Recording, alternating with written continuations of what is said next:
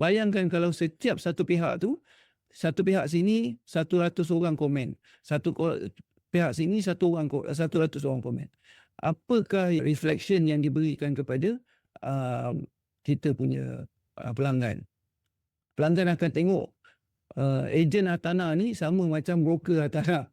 Memang macam pasar, macam tak ada undang-undang, macam seolah-olah macam tidak ada garis panduan yang telah ditetapkan. Assalamualaikum warahmatullahi wabarakatuh. Apa khabar? Saya Abdul Rashid, salah seorang coach di Hebat Realtors. Hari ini saya nak komen berkenaan dengan kekecewaan apabila kita berurusan dengan rakan niaga ataupun kita punya kawan COA, tapi kawan COA itu tidak menepati apa yang telah diputuskan, disarankan dekat dalam standard, especially kan. So katakan kalau sekiranya kawan kita tu menyebabkan disidai kita, example, ataupun kalau sekiranya dia cuba nak silang penjual, example kan. So kadang-kadang kita ternampak banyak posting-posting yang ada dekat Facebook, example, berkenaan dengan kekecewaan yang dihadapi oleh rakan niaga. Saya yakin sebagai pengamal hartanah, hampir keseluruhan kesemua kita telah mengalami peristiwa yang sama, di mana ada saja kekurangan yang ada pada rakan COA kita. Jadi apa yang biasa dilakukan ataupun apa yang tidak kita lakukan ialah kita cuba release ataupun kita cuba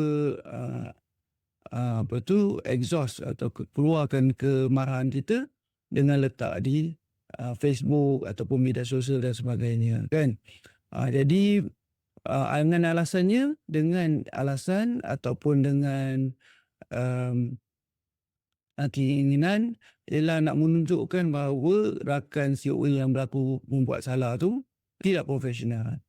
So kita yang kawan-kawan ataupun kita kenalan rapat kepada rakan niaga yang kecewa tersebut, apa yang kita buat, kita maybe nak support, kita bagi tanda tick, right ataupun thumbs up, dan kita komen, and then lepas tu kita komen tu tanpa mengira bahawa orang lain pun tengah juga menengok kan, membaca. Okay. Untuk rakan niaga Hebat Realtors, saya berpesan dalam setiap training kita dan dalam kita punya kontrak for service, kita mesti melakukan segala apa urusan hartanah ni kena ikut lunas-lunas yang telah ditetapkan oleh standard, akta dan rules. Jadi kita tak boleh lari, mesti kena ikut tersebut, dan termasuk dengan sekular di samping polisi agensi Hebat Realtors. Okay? Jadi bagi yang tidak melakukan atau tidak ingin mengikuti apa saja polisi ataupun undang-undang yang telah ditetapkan, anda telah melanggar kontrak yang telah anda sign semasa kita nak renew kontrak. Bila kita nak renew, nak ambil rentek kan, setiap kali nak renew ambil rentek, you kena sign kontrak for service kan. So dekat dalam tu dah mention. So kalau sekiranya you tak nak, you berpilih untuk tidak mahu melakukan apa yang patut dilakukan, maka kita telah melanggar kontrak tersebut. Jadi tindakan tata tertib boleh dibuat kan. Sementara untuk rakan niaga Hebat Realtors, kalau sekiranya kawan-kawan rakan niaga kita berlaku tidak adil kepada kita, tidak adil tu maksudnya tidak meletakkan sesuatu pada tempatnya. Jadi bila dia tidak adil dengan kita, maka saya memang sebagai coach di Hebat Realtors tidak membenarkan sama sekali untuk rakan niaga kita untuk mengeluarkan emosi di Facebook. Sebab apabila kita memalukan agensi lain, memalukan orang lain, agensi lain, sedangkan investigation dibuat, maka tindakan yang tidak profesional. So macam kita tunjuk jari kan, tunjuk jari ke orang, satu kita tunjuk ke depan, 4 lagi mengarah ke kita. Kan? Jadi apabila kita mengatakan kawan kita, orang ni tak profesional, and then lepas tu kita cakap dekat Facebook ataupun kita cakap dekat YouTube, maka yang terbukti yang tuduhan kita tu, kita tak tahu lagi tuduhan kita kepada orang lain tu itu tidak lagi dibuktikan. Tapi apabila kita membuat tu, automatik membuktikan kita tak profesional. Maksudnya memang itu macam orang kata code in 4D, orang cakap kan.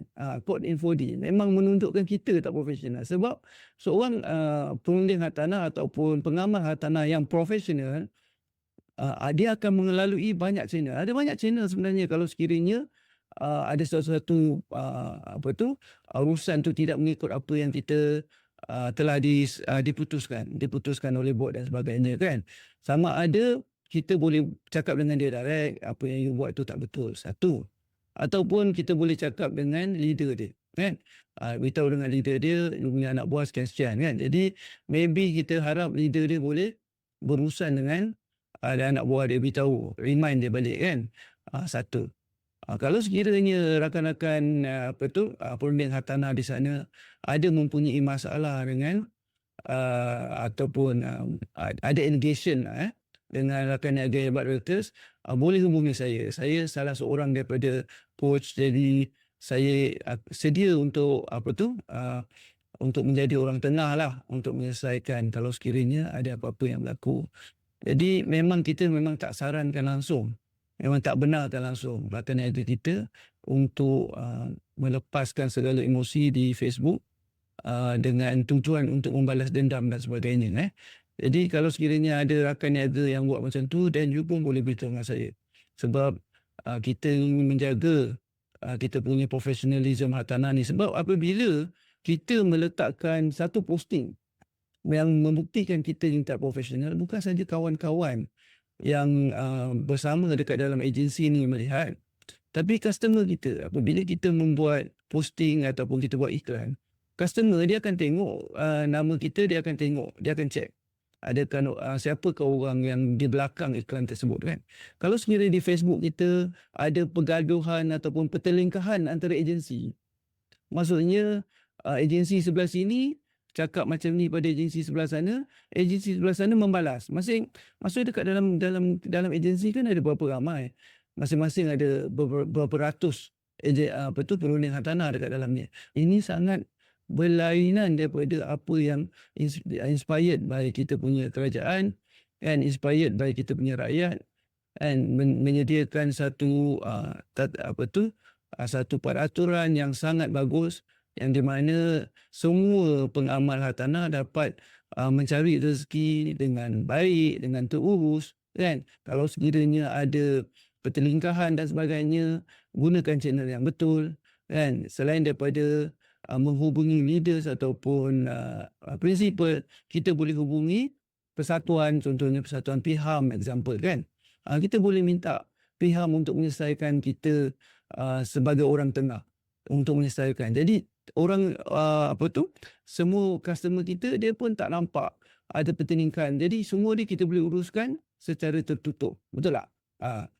And then body shaming dan sebagainya, saya harap ini tidak kita boleh jauhkan lah. Boleh jauhkan. Mungkin kita marah sangat, jadi kita kata orang tu dah berumur ke, gemuk ke dan sebagainya, kan. Itu hanya atau is a body shaming. Kalau sekiranya kalau kita rasa macam kita tak puas hati sangat, kan, it's not the best way untuk kita sampaikan di internet dan Facebook dan sebagainya lah. Jadi saya nak ingatkan lagi, dan lagi satu saya nak ingatkan lagi, kalau sekiranya ada snap kita punya WhatsApp, kan, ada WhatsApp, kan. WhatsApp tak perlulah kita nak screenshot dan letakkan kat sana, sebab itu adalah melanggar privasi PDPA, kan. Bila kita meletak WhatsApp orang and then lepas tu kita sharekan, itu adalah privacy punya conversation antara satu orang kepada satu orang yang lain. Jadi itu benda juga yang saya harap rakan niaga hebat Realtors tak melakukan. So saya nak remind lagi sekali, elakkan segala body shaming kan, ataupun lagi melanggar privasi. Serangan peribadi pun kita kena elakkan. Kalau sekiranya ada perselisihan, kita boleh salurkan dengan cara yang betul. Dan last sekali, satu pada ejen tersebut, remind dia kalau tak boleh jalan, pergi pada leadersnya. Tak boleh lagi, pergi kepada principal dia. Kalau tak boleh lagi, pergi melalui persatuan. Sebab persatuan tu ada dia punya function. Kan? Kalau orang antara Muslim dan PIHAM. Kalau tidak, MIA. Dan kalau tidak juga, kalau tak boleh settle juga, then boleh melalui board. Boleh buat komplain pada board kan. Jadi dengan cara itu, insya-Allah channel-channel tersebut akan boleh menyelesaikan segala kekhususan yang ada kan. Lagi satu, bila kita merendahkan agensi lain, itu melanggar apa yang ada kat dalam standard kan. Memang kita tak boleh. Not only that, melanggar dalam rules and akta, melanggar kepada peraturan So dan juga dalam standard pun disebut. And then bila kita merendahkan ataupun memburukkan agensi lain, ini menyebabkan kita punya industri ini nampak tak sihat lah. Sebab kita tak nampak kalau ada perselisihan antara lawyer ke dikeluarkan di Facebook, jarang. Ataupun antara doktor kan, atau antara engineer, jarang. Sebab kita I think sebab level dia orang dah lebih tinggi, and kebanyakan orang yang pengamal engineering tu ialah orang yang memang ada lesen. Maksudnya orang yang profesional, dalam erti kata dia ni memang betul-betul orang yang registered sebagai pengamal engineering, katakan kan.